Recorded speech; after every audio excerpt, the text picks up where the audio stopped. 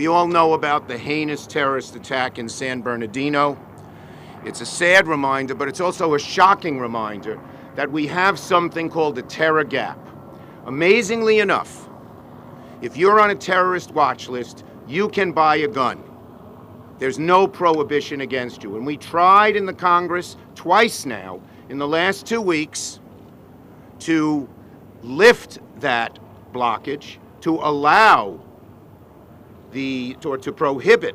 We've tried in the last 2 weeks to prohibit guns from being sold to those on the terrorist watch list, but the Senate did not go along. Too many senators were in the grip, the vice grip of the NRA, and they bucked it.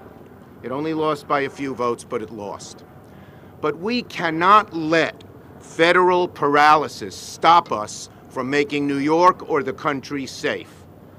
And Governor Cuomo is ready to support legislation at the state level that would prevent those on the terrorist watch list from purchasing guns here in New York State. That's a great thing, but there's one problem.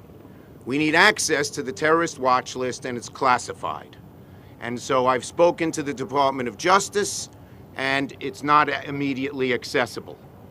Today, we are telling the Department of Justice to come up with a protocol that allows New York State to prohibit those on the terrorist watch list from buying guns. If the federal government is paralyzed, that should not stop New York from doing the right thing. You can be a suspected terrorist, and it is not illegal to possess a firearm or explosives. And that's not my words, that's not a Democrat's words, it's not a governor's words. That's the GAO said that. The GAO did a study over the past 10 years. 2,000 suspected terrorists went to buy a gun in this country. Of the 2,000 suspected terrorists, over 90% were granted the right to buy a gun. I mean, think about it. It is a basic breach of national security. So what we're saying today is the federal government has a suspected terror list, no-fly list. Either the federal government should use that information when they do the background checks before people are allowed to buy guns.